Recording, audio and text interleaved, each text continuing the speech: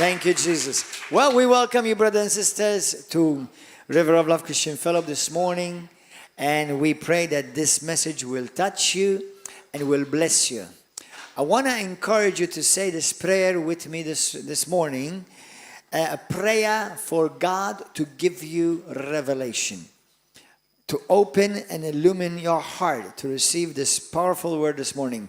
This word is going to leave you with the toothpicks afterwards, getting meat out of your teeth. Hallelujah. So that's why we need revelation. Amen. Hallelujah. I believe River of Love is the church of revelation. Amen. Have you noticed that? River of Love is the church of revelation. So let's pray. Pray this with me from your heart. Say, Heavenly Father, grant me revelation of your word this morning. Give me understanding. Let your word pierce my heart so that I will never be the same again. Your word has the potential to change me, transform me, heal me, and deliver me. And that's exactly what's going to happen in my life today. My heart is open. My mind is open and hungry and receptive to receive your word. I will never be the same again. In Jesus' name, amen. We've heard several teachings lately, especially, as you know, the Lord has put it on my heart to speak about the Word of God and the importance of the Word of God. And today I have another message that will continue to do that. If you have not heard the other messages, I encourage you to go and hear them in the past 3 weeks that I've shared about the importance of the Word of God in our heart, the Word of God in our mouth. But today we're going to go and take it up a level up. If I had to tell you that you and I can prophesy your own future, how many of you know that? You and I have been given the power, according to the Word of God, to predict your own future. Now, before you start scratching your head, because sometimes I like to say things in a way to make us think, because if you don't think, you sink. Amen. But one of the things that I do like to say is that the Word of God has the potential to change your life, transform your life, and to change your future. Now, one of the things that I have learned about the Bible, that God never deals with your past. When you come to the Lord, when somebody gets saved, born again, there's one thing only that God deals with your past, and He does with your past, and that is forget it. That's it. Because He cannot change your past. The Word of God cannot change my past. It cannot change your past. But the Word of God can change your future. Amen? Many Christians who say they believe the Bible, actually, they don't really believe what the Bible says. They say, I believe in the Bible, but really don't believe what the Bible says.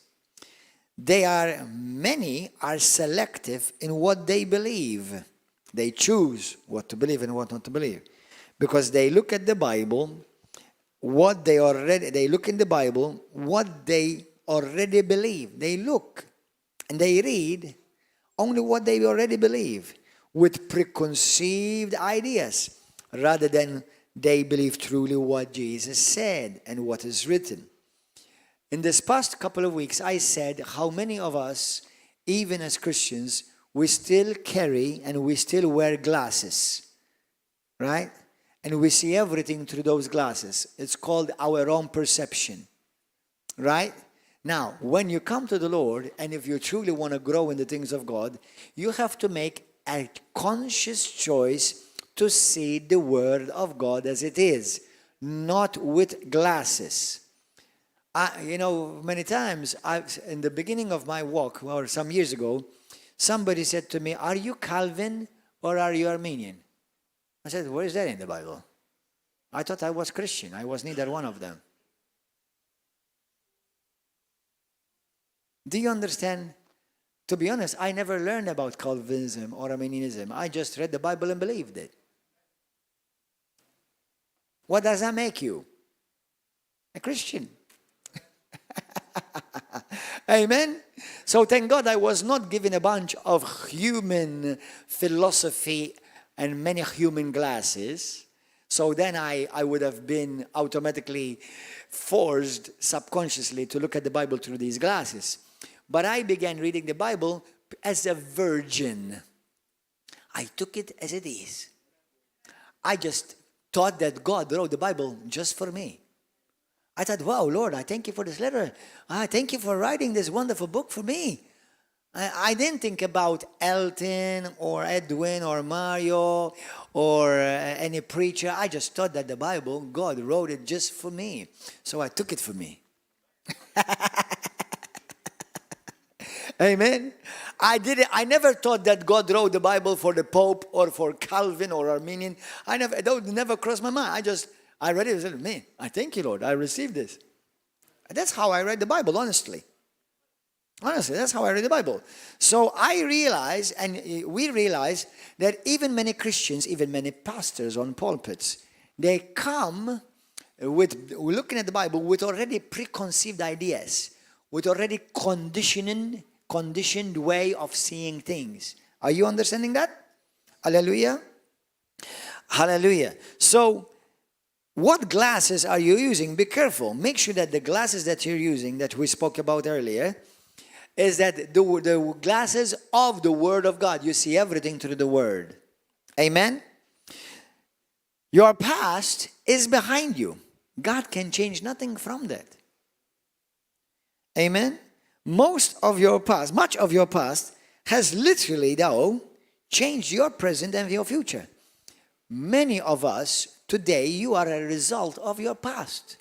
You are a result, your future is conditioned because of your past. Until you come to Jesus. Until you come to Jesus. Because when you come to Jesus, you start changing your future. Did you get that? When somebody comes to Jesus, they start changing their future. How many of you are a Christian? How many of you are saved, born again, a child of God? And how many of you know that you're going to go to heaven? You see, you've predicted your future. You're already prophesying your future. If somebody says to you, are you going to go to heaven? Say, yes, I am. Now, people who are Bible ignorant, they say, well, who do you think you are?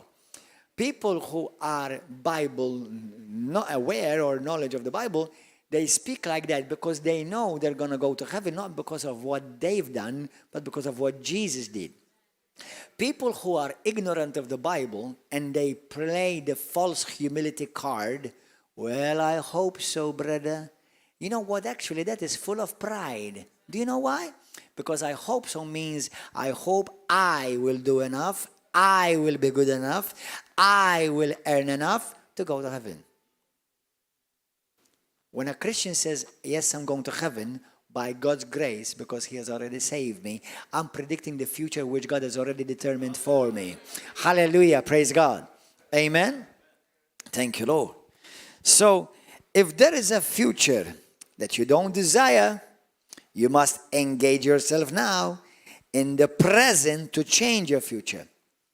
Say to each other, say to somebody on your left or on your right, do you want to change your future? Do you want to have a bright future? Amen. Well, listen, if you're going to have a bright future, you must right now take hold of your destiny and your life choices which will affect your future. You must choose right now. I'll give you a perfect example. Most of you don't realize that you are on your own prophet. Did you know that? I am my own prophet. You are on your own prophet. What do I mean by that? Let's keep it natural. When even today we have Google Maps. When I used to travel in America back then, when I used to live in the States, believe it or not, it sounds like I'm ancient, but actually I'm still young. I'm still in my teens. Hallelujah. We used to have this Atlas book. How many of you remember the Atlas maps? Right? So we used to drive and we used to follow the maps. So, you start from point A, and you know that point B is somewhere up here. But between here, especially in America, that's hours. In Malta, that's a few minutes. But now, hold on, listen. If I say to you, I know exactly where I'm going to end up, I've already seen my future. I already see my destiny or my destination. Destination. Your destiny is connected with your destination. Are you understanding? So we all know where we're going to end up. If you make plans ahead, you can prophesy your own future. You can prophesy your own God's desired future. Are you understanding something? Are you grabbing hold of something? So listen to this carefully. Don't leave your future life in the hand of chance. Don't leave your future life in the hand of chance. But rather, put your future in the hand of faith in God's word. Believing, receiving, declaring, and acting upon the word of God. Amen? Everybody say believing, receiving, declaring, and acting upon the word of God. Once you have secured your eternal future by being saved, what are you going to do with your life now? Because there are many Christians who do end up in heaven, but they go through hell.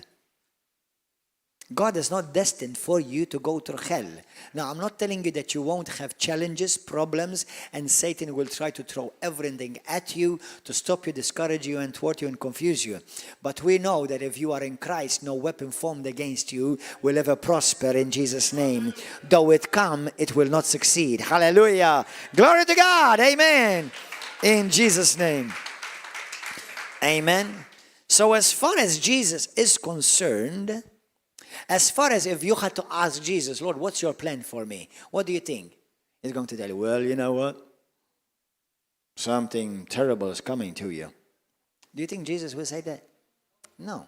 He will say to you, my plan for you is life, the God kind, because that word is Zoe, means the God kind of life, and life more abundantly. Amen. So we know that already Jesus wants this. Amen. God has life for me, the God kind of life, and life more abundantly. John chapter 10, verse 10. He came so that we may have the best. Amen.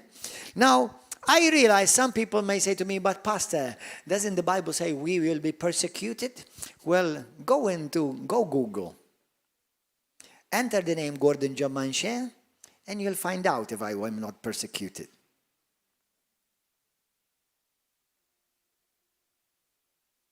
The moment you make a noise for the kingdom of God, all devils will start manifesting. Hallelujah. But let me tell you something. Once again, I want to remind you, when flies try to attack the light, flies die. But they still try. Amen? And you continue to shine brighter and brighter and brighter. Yes, we are called to be persecuted. For what? For the name of Jesus and for the gospel. But it doesn't mean you're going to go down. All it means is you're going to go up more. And you're going to shine brighter. Amen? Hallelujah. Where it depends on others, you must do your part. Pray, believe, and engage to participate so that you will be instrumental in bringing that change that you and God wants to see in this world. Hallelujah. For example, many Christians, you say to them, well, brother, are you going to have a good future? You know what they will say? Well, I hope so. Are you going to have a nice car? Well, I hope so. Are you going to have a nice job, a good job, and a good ministry? Well, I hope so. Are you going to have a good marriage? Well, I hope so. Are you going to have the right man or the right woman in your life if you're single? I hope so. Are you going to have good health? I hope so. Are you going to have peace in your life? Well, I hope so. What are those people doing? They're leaving their life up to chance. Amen? Now, if you just hope to have all these wonderful good things in your life, today, write it in your calendar, today is the beginning of my disastrous life. Because it means that you are waiting on chance that something good is going to happen to you. Hope alone still leaves you blind. Listen to this. This is powerful. Hope alone. Now, hope is needed, but hope is not what achieves the promises of God. We're going to get it in a moment. Hope alone still leaves you blind and non-engaged. Are you getting this? Hope by itself does not engage you to change anything. Are you understanding? Amen. Faith and faith in God's word is what can promise to bring about the change desired. What does the Bible talks about in Romans and the book of Hebrews? It says, by faith and patience we inherit the promises of God. Not by hope. Now, hope is important. I did preach about hope. But hope by itself does not achieve the promises of God. Amen? Hallelujah. The day you left it up to chance because you are just hoping, things are not going to get better for you. As a matter of fact, this is the day of your failure. Your failure, it can be marked. Jesus said in Mark 11:24, therefore I tell you, whatever you ask for in prayer, believe. Everybody said believe. Believe, not hope. Do you know many Christians, if you ask them, is God going to heal you? I hope so.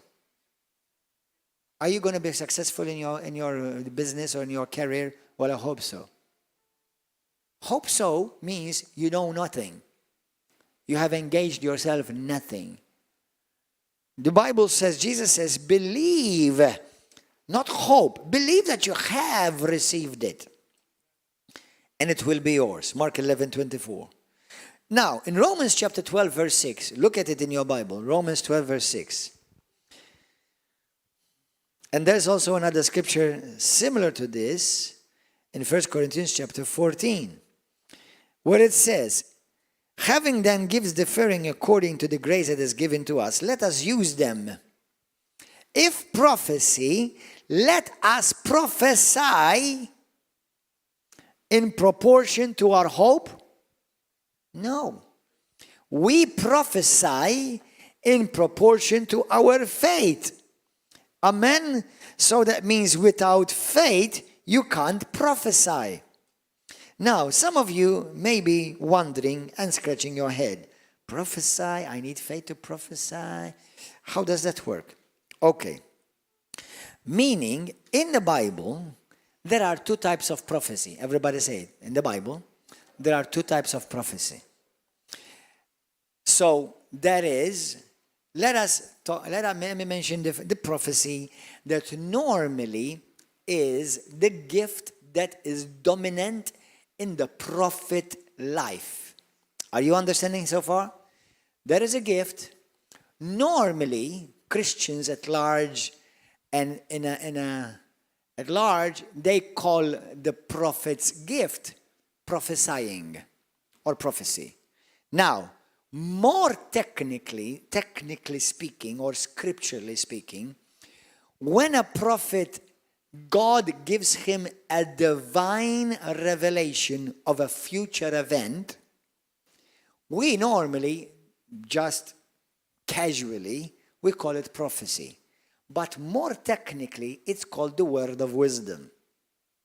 It's a word, say it, it's a word about a future event that has not happened yet, but it's about to happen. So no true man of God can conjure up something about the future unless God gives him a divine revelation of an event or a thing that's going to take place about a future event.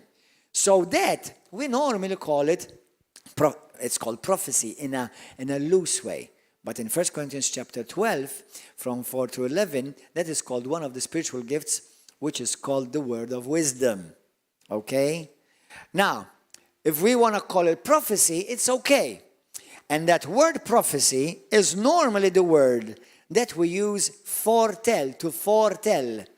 Now, this is where we're going to have to use a little bit of wording. You have foretell and you have foretell. The gift of the prophet is not foretell, it is foretell. That means it comes from the word before. Before, tell. To tell something before it happens. For, F-O-R-E, tell. It comes from the word before, B-E-F-O-R-E, tell. So before something happens, the prophet announces it. That is the word, if you're writing down and taking notes, which you should all be doing that, as diligent students of the Word of God, it is the word foretell. To tell something before it happens. Normally, that is something the office of the prophet operates in. It can be a vision. It can be an inspired word. It can be in a dream. It can be... But we are not talking about that type of prophecy today. Because that type of prophecy is a sovereign act of God. Are you understanding that? That means me and you have no control over it. The other, foretell, fort that means to announce. So we're gonna talk about that. Foretell is the prophecy where Paul says, if you're going to prophesy by faith. If you're going to prophesy, let it be done according to your faith. That's why Paul now says in 1 Corinthians 14, you can all prophesy. Now this is where they made a hoopla and a big caboodle. Some non-Pentecostals, critics of charismatics, so-called false teachers. Because they say, how can we all prophesy? Doesn't the Bible says we're not all prophets? That's because you are making a big caboodle of the word. Because there's a difference between operating as a prophet and prophesying. Are you understanding now? Hallelujah. The Bible says, are we all prophets? No, of course not. Are all apostles? Of course not. But we can all prophesy. Hold on. If we can all prophesy and we're not prophets, well, that's why they can make a mess. That's why study. That's why you need to study. Amen? Hallelujah. So now, God has used me to foretell events to come. God has given me the grace at different times where I saw events before they happened. Now, I don't know if I operate in the office of a prophet or not yet. I don't know. I've had gleanings. Do you know what gleanings mean? It's like God has allowed me to kind of touch that office a bit. But I don't think that's necessarily the actual office God has graced me to be in. But there are people, even in our church, who that gift is very prominent. They see events that are about to come. Okay? It's very likely you are called to the office of the prophet. Okay? Hallelujah. So, but hold on. That is something, a sovereign act of God. You cannot say, Lord, I would like to be a prophet. I don't think you're going to be very profitable if you keep asking for it. Okay? But the other foretelling, now this one is F-O-R-T-H. Foretelling. Amen. What is the difference between foretelling? One is a divine sovereign act of God. You cannot ask for it. You cannot seek it. God gives it to you as you grow in the Lord and you start recognizing your gift. will make room for you. You'll start being recognized. You may be operating in that office. And if you do, make sure you walk holy, righteously, and in humility and integrity. But then you've got the foretell. The word foretell means to proclaim, means to publish, to speak forth. Are you understanding something now? Are we understanding between the gift of the difference between foretelling and forthtelling? Yes? Good, wonderful. Hallelujah. So, example. Foretell is to speak the word of God. Now, this is powerful. This is where you're going to become the prophet of your own future. This is where you're going to predict your future. Do you know? I know what my future looks like. My future looks bright. My future looks good. Everything I touch is blessed. Hallelujah. Good things are coming my way. I thank you, Lord God, that I'm going to continue to increase in God's anointing and glory. I thank you, Lord God, that more people will be healed in my meetings by God's grace. I can see this. Amen. I thank you, Lord God, that when I pray for the sick, they will be healed. Amen. Okay, so look at this. Just the word foretell. Go in the meantime to Ezekiel 37. Ezekiel 37 is to speak the word of God. The word of God is life, right? Life. The word of God is active. The word of God is eternal. It's to speak the word of God into a situation to get the word of God results. Did you get that? Let me say that again. To speak the word of God into a situation to get the word of God results.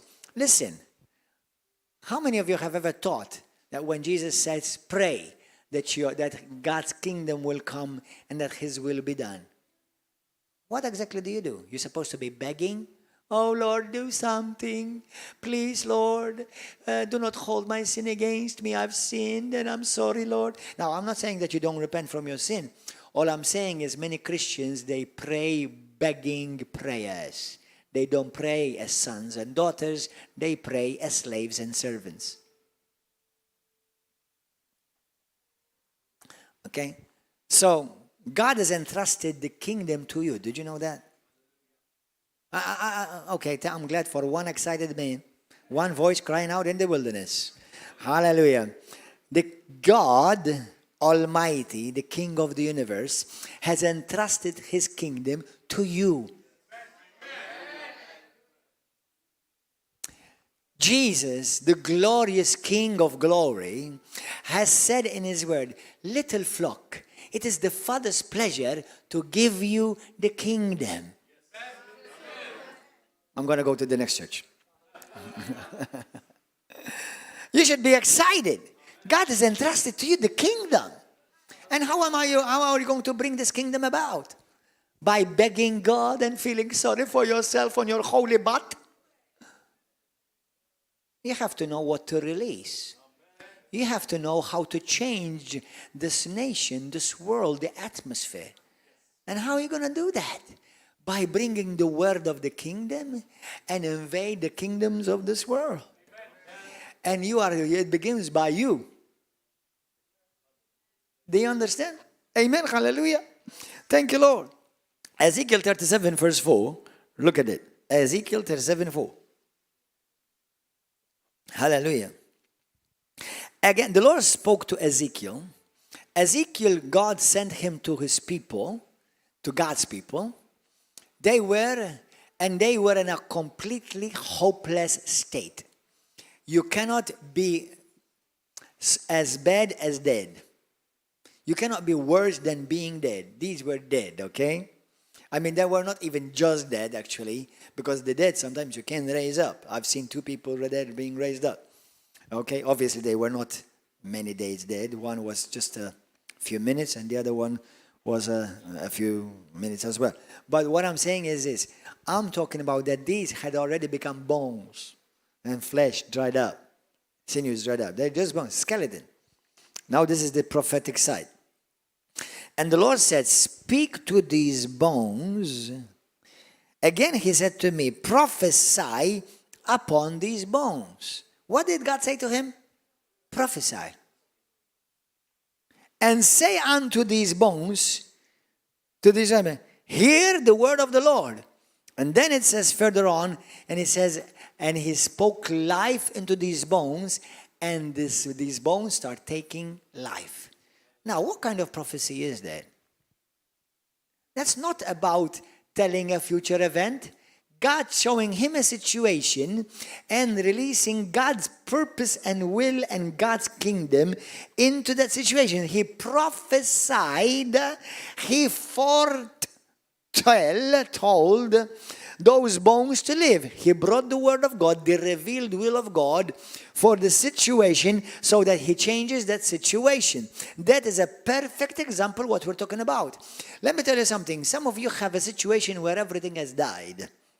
But if you learn how to prophesy according to the word of God, that situation will live again.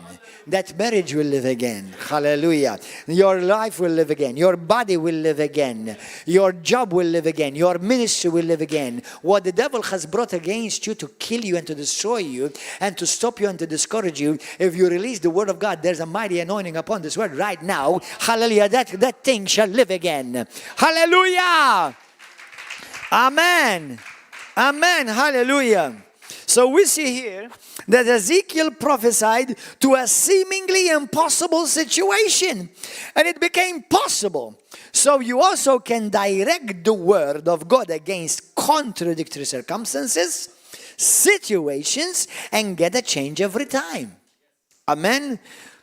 While foretelling speaks to change the present and the future in your life by speaking forth the word of God into your situation, foretelling reveals the future. It is a sovereign act of God revealing to you a future event or occurrence. Foretelling just reveals. It changes nothing. But foretelling changes everything. Amen. Hallelujah. Thank you, Holy Ghost. While foretelling, that's why the Bible says, whoever prophesies, what does he do? 1 Corinthians chapter 14, verse 2 and 3. What does he do? Who prophesies? Whoever prophesies, he exhorts, he builds up, he encourages, he builds, he constructs. In the word, in the Greek, it means you are constructing. Every time I prophesy the word of God, I am constructing. I'm building an edifice in the realm of the Spirit. Hallelujah. Amen. Edifies, comforts, brings about a change in your life and situation around you. Amen. Are you listening? Both of these are acts of prophecy, but only one has divine revelation in it. Things hidden made known to you by the revelation regarding a future event, while foretelling does not have the same kind of divine revelation, but needs faith. Listen to this. Foretelling, now, both of them need revelation, but one divine revelation concerning a future event, but the other is revelation in the Word. There's a difference. Did you get that? Some of you are going to have to go home and listen to this message again. Because this, I told you, this is a lot of meat. This is a buffet of meat.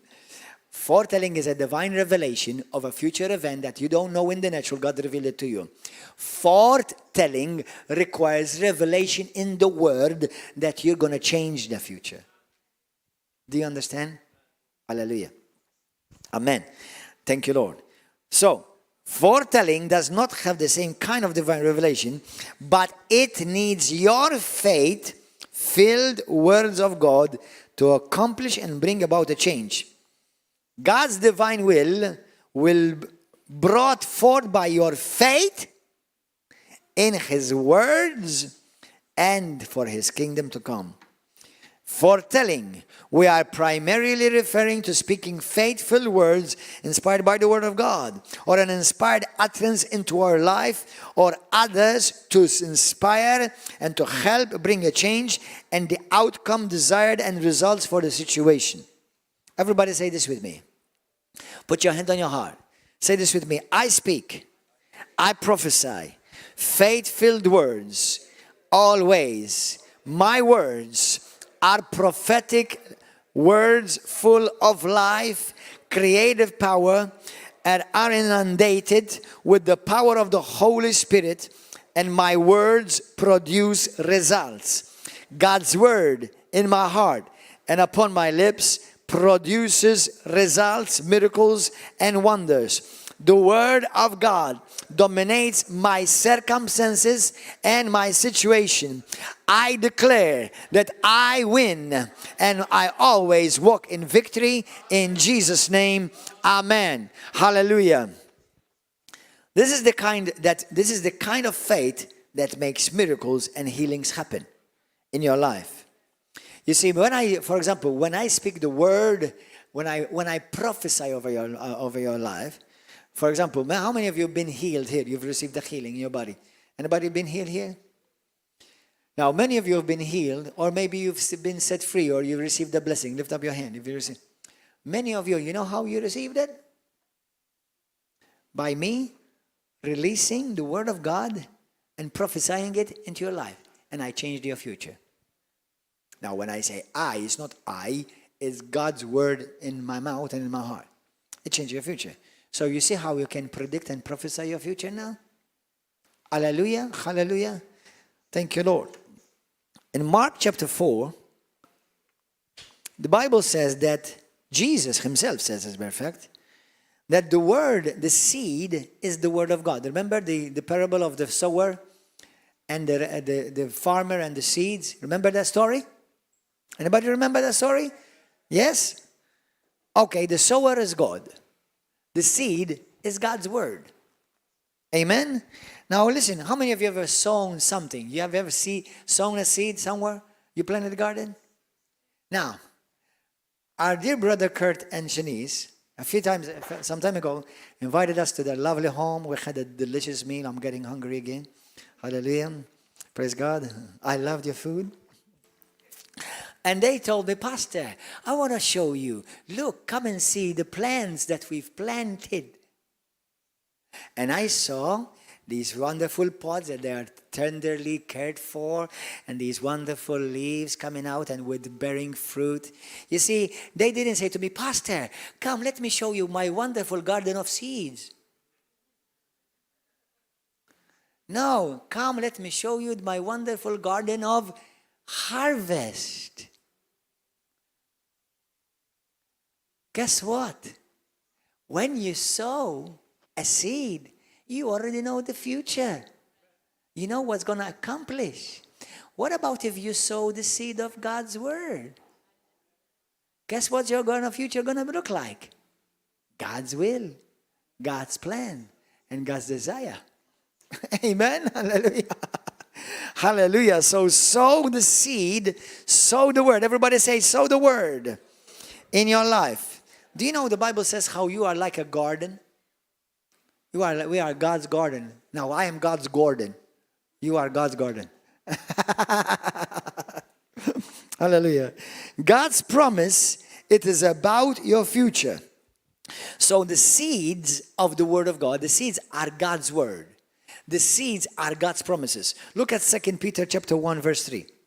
2 Peter chapter 1, verse 3. Open your Bible. Look at this. His divine power has given us everything we need for a godly life through our knowledge of Him who called us by His own glory and goodness. Through this He has given us His very great and precious promises. What? What did He give us? His great and precious promises. So that by these great and precious promises, you may participate in the divine nature. You see, there is no faith that is at work where there is no God's promise being released. I'll say it a bit different. No faith is at work where God has not made a promise concerning something. So when we say, my faith, it has to be your faith in what God has said. The moment you put faith with God's word, that word will manifest, will create. That's why you have to fill your heart and your mouth with the word of God alone. Now, many of you already conditioned your future, because when you said, I believe in Jesus Christ, and I confess Him as my Lord and my Savior, bang, you conditioned your future. Amen? Hallelujah. Glory to God.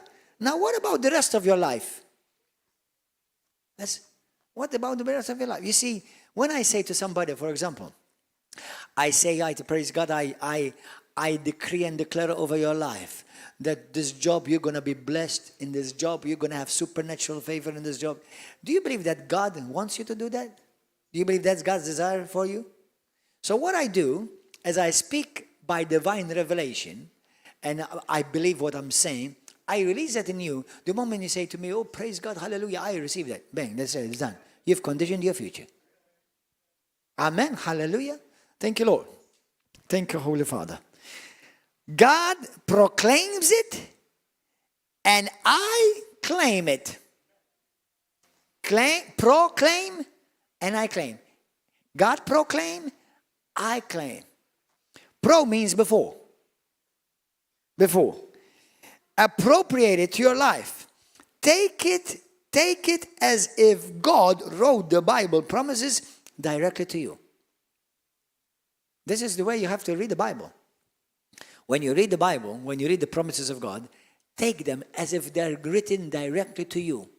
Now, I know God wrote them directly to me. I don't know about anybody else here. Has God written them to you? Anybody here? Hallelujah. Well, praise God. About healing, about family, about prosperity, your work, your career, your ministry, your peace, your joy, your circumstances. Now, we're going to go to the third step of our message today. Go to the book of Psalms 39, verse 3. Now, this is where many Christians lack. This is what the third part of this message is, the part where many Christians lack. Now, how many of you have heard messages on the importance of believing and confessing the word? If you come to this church, you've heard a bunch. But how many of you have heard Christians and they say to you, maybe even you're here, and they say, Pastor, I've confessed the word, but nothing has happened. Be honest. Anybody? Now, this is what you're lacking in the next part. Brothers, sons, daughters, sisters, listen. This is where many Christians miss it. Now, you see, if you don't get it, the enemy will frustrate you and you'll end up wanting to doubt what God's word says, and then you'll accomplish Satan's will instead. Because Satan always comes to make you doubt what God said. I've learned it as a principle in my life. When something is not working, it's useless for me to say, why God? It's useless. Because God has never missed it. It's never God's fault. When something is not functioning the way I know it's supposed to be functioning, I turn to myself. I say, Lord, please show me. Where am I missing it? Or where I may not be doing some sin in particular. I'm not saying that you're sinning, although some people may be. All I'm saying is that you may not have part of a revelation that is still missing. Okay? The kingdom of God operates by principles. And this is a most important principle. As a matter of fact, without this principle, you won't be saved. You could be saying Jesus Christ is Lord and go straight to hell without this principle. This principle is what Jesus said in the book of Matthew 18:18, upon which his whole church and kingdom is built. This is vital. Brother and sister, pastor, teacher, prophet, apostle, priest, or bishop, whatever. If you're listening to this message, this is where you may be missing it. And listen, it has made many Christians frustrated because they only heard part of the message. They did not hear the whole message of what God wants to teach concerning this principle of faith. In Psalm 39, verse 3, David, the psalmist, is writing, read it. My heart was hot within me while I was meditating. Some scripture says musing, which means meditating. The fire burned within me. Then I spoke with my tongue. Do you know how many Christians read that? Then I spoke with my tongue.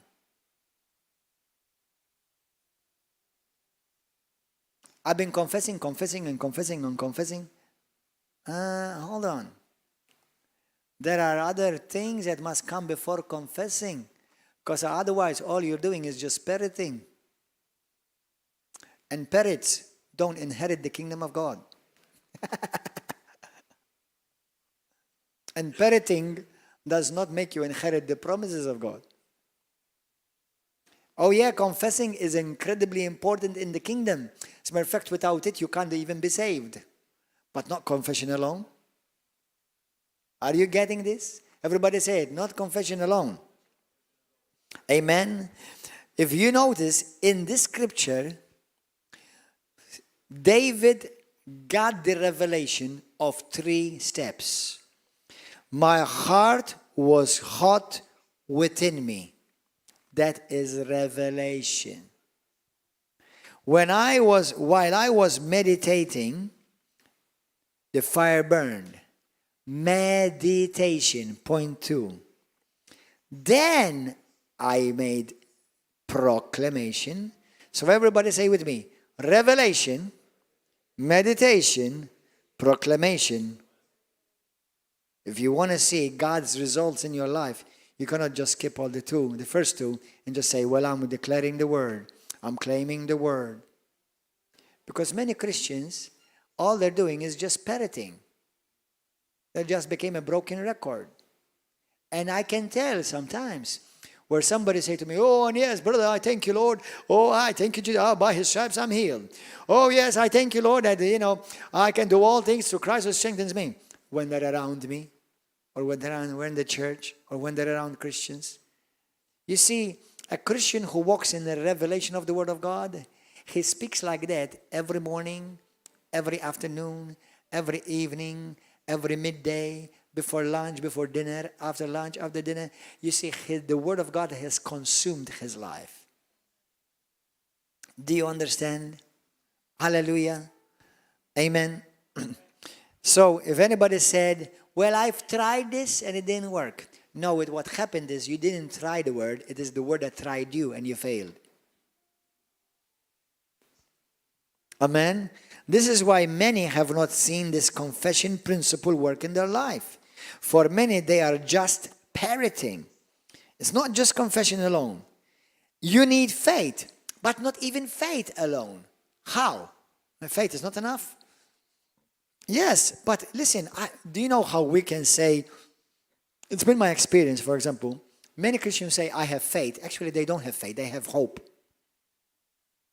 They're not operating in faith. Faith does not operate without revelation. If what you call faith is looking in the future, then you're not operating by faith, you're operating by hope. And hope does not achieve the promises of God. Now, for you to walk in true faith, you have to have a revelation. Otherwise, you can just say, oh, I believe.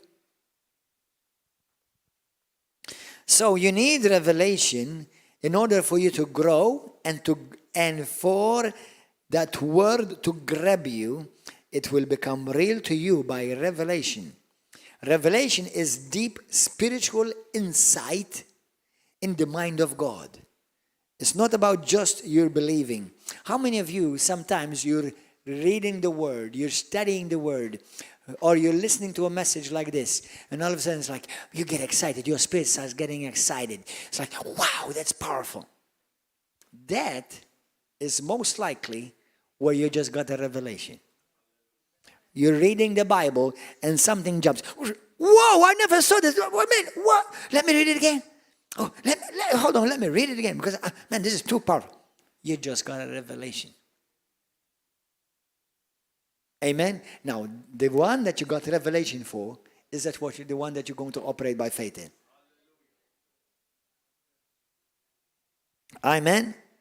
The problem, unfortunately, is never the Word of God. Don't ever blame God or the Word of God. The problem is that you haven't invested time in the Word so that the heart becomes in you like a mighty oven of God's fire, so that when you speak, you cause change to happen in the atmosphere. Paul in 1 Corinthians 9:16 says, woe to me if I do not speak, if I do not preach the gospel. Amen. In the book of Jeremiah chapter 20 verse 9, look at this. Look, Jeremiah 20 verse 9, a similar scripture. You know, according to 2 Corinthians chapter 13, let everything be confirmed by 2 or 3 witnesses. I like to do that. That's why I give you all these scriptures. Now, for me, sometimes one word is enough. But I always give you at least 3 confirmations so that one will strengthen the other and you know that you are standing on solid ground. Jeremiah chapter 20 verse 9. Look at this. Then I said, I will not make mention of him. Practically, Jeremiah was sent to a bunch of hard-headed people. Okay? And he kept preaching to them, and they would not want to listen. Do you know anybody like that? They would not want to listen. They wouldn't listen. So practically, Jeremiah said, "No, I'm not gonna mention God anymore with them. No, let them go to hell." And then he said, "But His word was in my heart like a burning fire, shut up in my bones." And I was weary, and I could not hold it back anymore. And then I spoke. Have you ever been sometimes, have you ever gone out somewhere, you want to go and just be by yourself or with your wife, with your family, and somebody comes in, Pastor, hey, Pastor, I saw you. Can you pray for me? Or else somebody, sometimes you're just tired, you're drained, and somebody comes to you and says, do you have a word for me? And you say, go to hell. Get saved tomorrow. I'm not in the mood. Now, that's not very nice of me, and I wouldn't say that. Sometimes I think it, but I don't say it. But then there are other times where you're not ready to preach, and you see something, you meet something, and it stirs within your heart. Man, I can't stay silent to this. And that word of God starts boiling in your spirit. And then you're like, man, and you start, you all of a sudden you have this move in front of your head. It's like, if I say this, it's going to happen.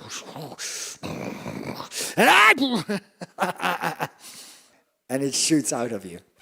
That's what happens to Jeremiah. You see, that word becomes life. That word becomes healing. That word becomes miracle. Hallelujah. Thank you, Lord. So it's not hard to say. It is hard not to say what God says if you spend time meditating the word. The problem is not what you say if you're saying the word, but it's your heart that has to have it as fire in you through meditation. Everybody says meditation. How do you meditate it? Well, one way to meditate is to read the Bible, think upon the scripture. One way to meditate upon it also is to look at it. For example, today we've been blessed with many different translations. Go and search it in other translations. Sometimes you search the meaning in its original meaning, Hebrew or Greek. Okay? And by you studying, by you searching the depths of the Word of God, it becomes like fire in you. And then it's too late for anybody that tells you, well, that's not going to work for you. Too late. It's already consuming me. It's too late. It's too late for you to tell me that confession by faith, it does not work. Too late. I'm sorry, Baba. The problem is there's one very famous teacher. At least he thinks he's a teacher. He's just an offended critic, that's all. He just wanted something in his life. He didn't get it, so he started off attacking the very thing that he one day wanted but did not achieve it. You know why? Because he had no revelation.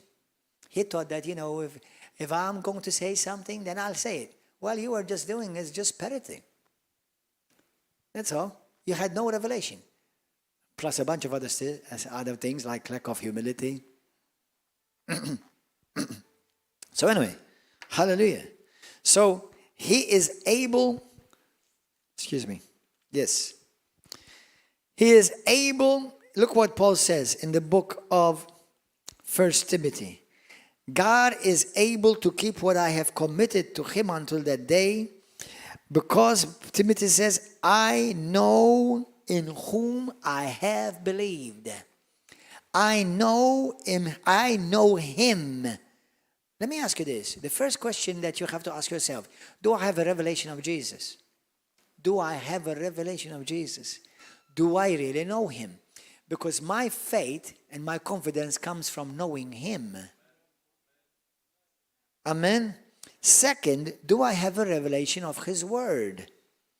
Amen. So number one, meditation. Brothers, when you meditate, you have to become purposeful. You have to become intentional. That means spend time in the word. Many Christians are casual Christians. That's why they don't see the power of God in their life. That's why they don't see many wonderful things happen in their life. Listen, God knows your heart. God knows that you spend hours on your iPad and just some minutes reading the Bible. You're just, you're like a pig, spiritual pig. You know what that means? You know how pigs eat? Have you ever seen a pig eat? Whatever you throw in front of them, they eat it.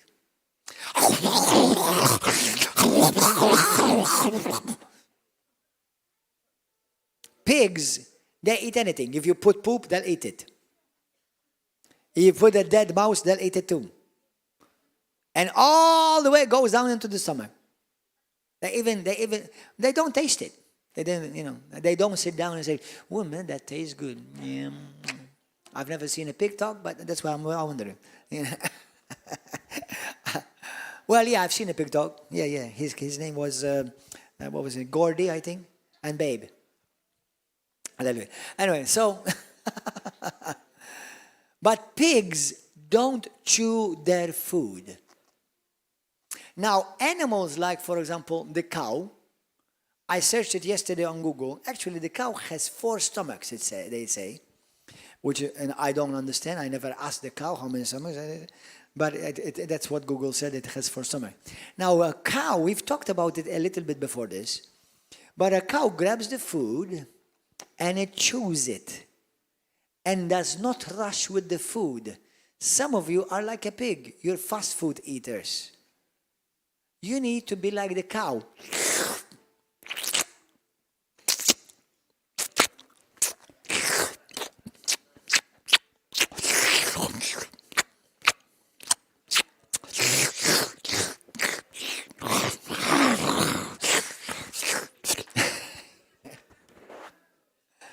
Now what? When you chew the food, even in the natural, they say when you chew the food well, you get the vitamins from it. You benefit from its vitamins. When you just gobble the food, you don't get the best nutrients from it. Now guess what? With the word is the same. Many of us, many Christians, they just read the Bible because, well, okay, now I've fulfilled my today's religious crutch and duty. I've read the Bible because I'm supposed to do that.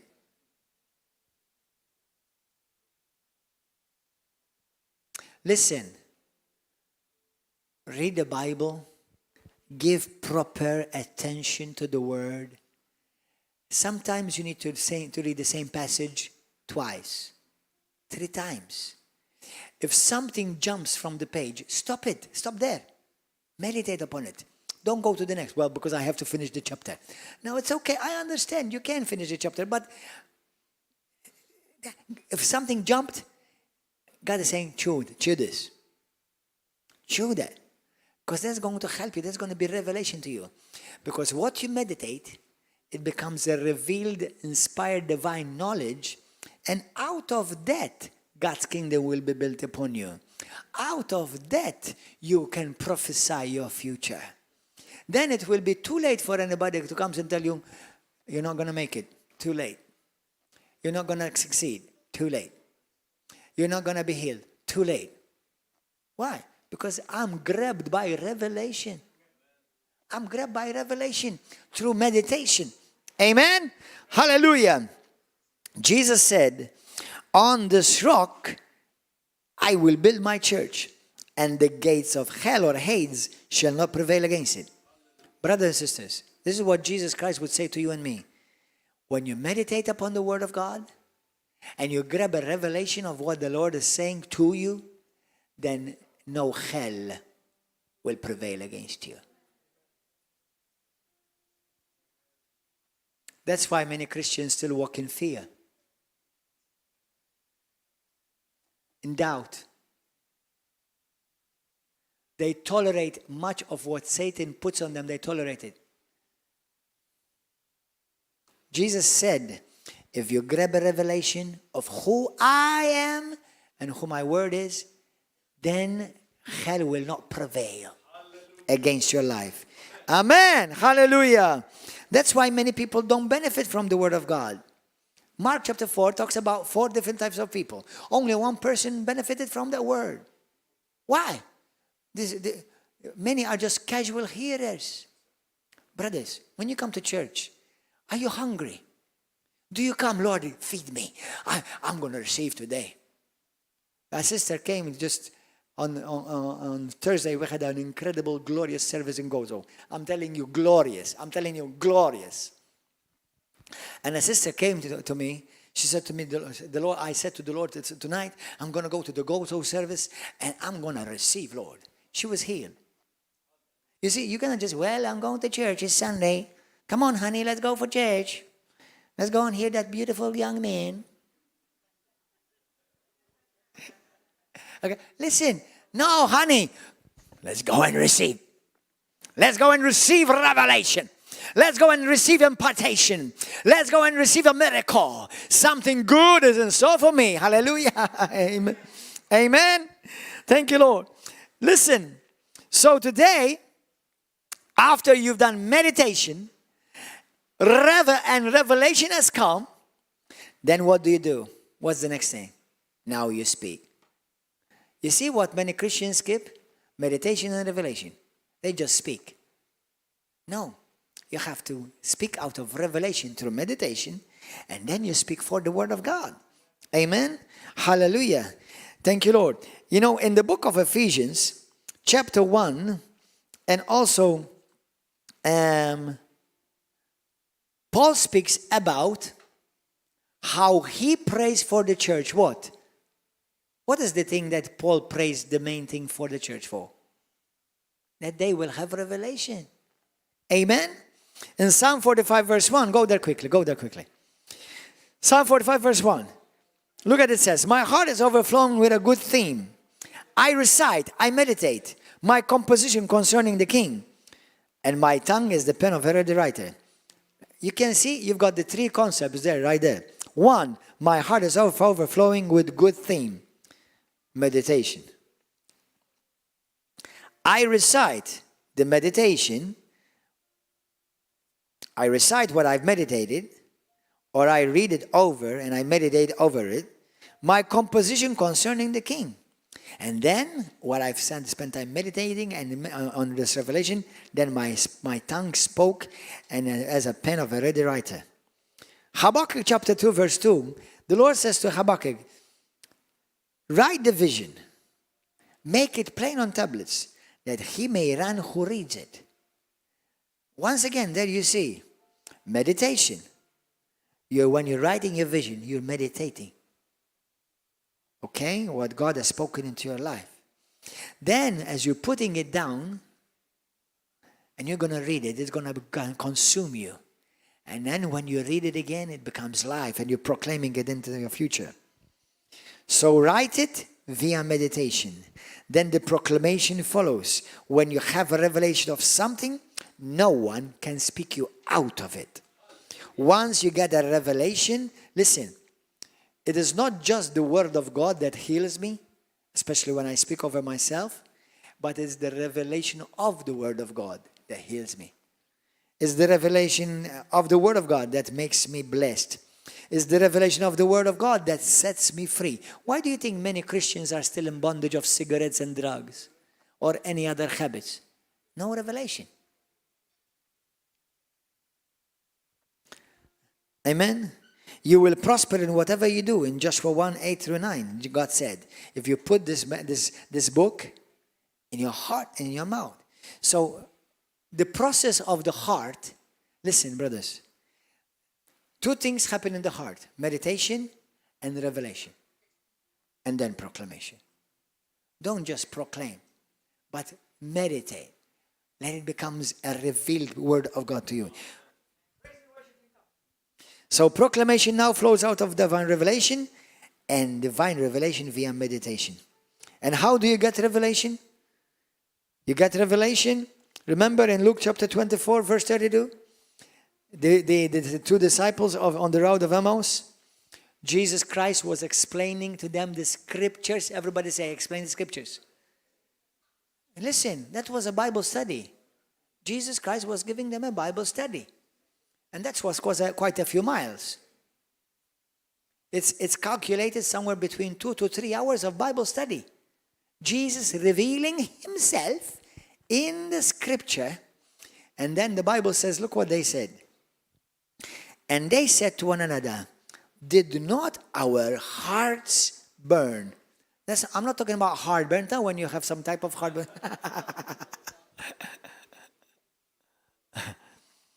Did not our hearts burn within us while he talked with us on the road and while he opened the scripture to us?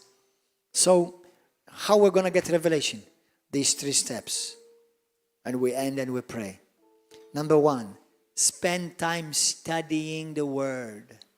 Spend time reading the word. Don't be a casual Christian reading the Bible. Be intentional. Listen, sometimes I have hours of time of reading the Bible. Sometimes I'll have little hours. But at least chew on something. Grab something and chew on it. Amen? Number 2, ask God daily to grant you revelation. That's what Paul prayed. Do you know, Paul prayed, look, in verse 17 of Ephesians 1, that the God of our Lord Jesus Christ, the Father of glory, may give to you the spirit of wisdom and of revelation in the knowledge of him. So, the first revelation is knowing who he is. But the second revelation is this, look. So that you will know what is the hope of your calling, what are the riches of the glory of his inheritance in you, and what is the exceeding greatness of his power towards you who believe. God wants you to know those things. The hope of your calling, the riches of his glory in you, and the exceeding greatness of his power towards you.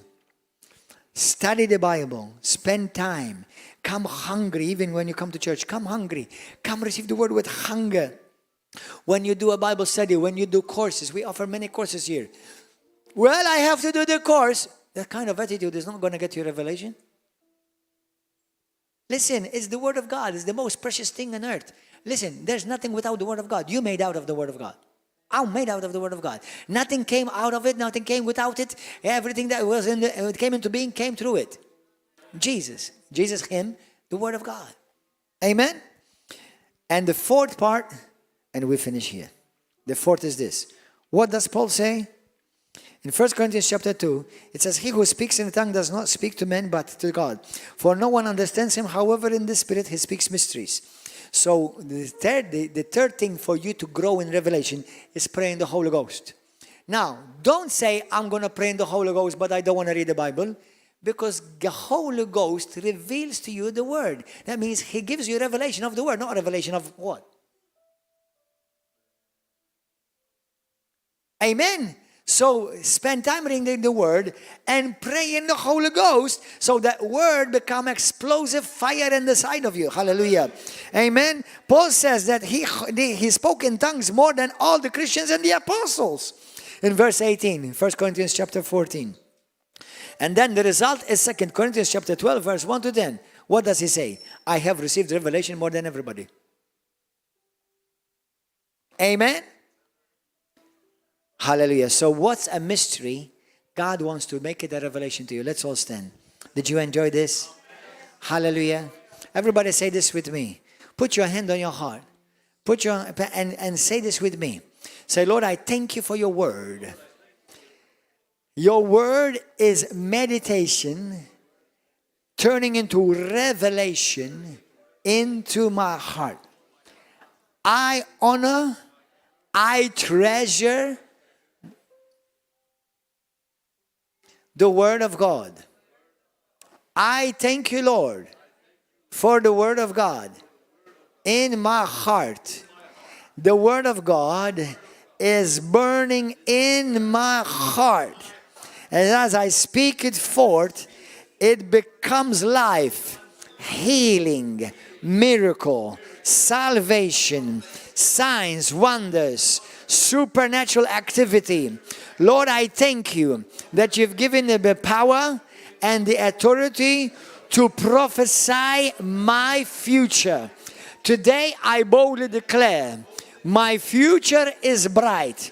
My future is secure. My future is blessed. My future is prosperous. My future is healthy. My future is sound. I am blessed and prosperous. I'm going up and I'm not going down. I am the head and I'm not the tail. I'm a child of the King. Good things are coming my way. Whatever I lay hands upon becomes blessed.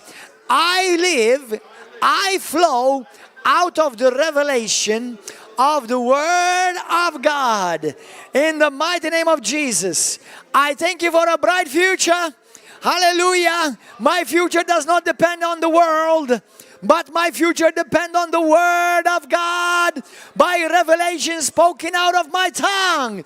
In Jesus' mighty name. Hallelujah. Amen. Glory to God. Hallelujah. Now listen, if anyone is here and you're not born again yet, none of this can come to pass in your life. So you must begin by securing your eternal future, and that is make sure that you're on your way to heaven. And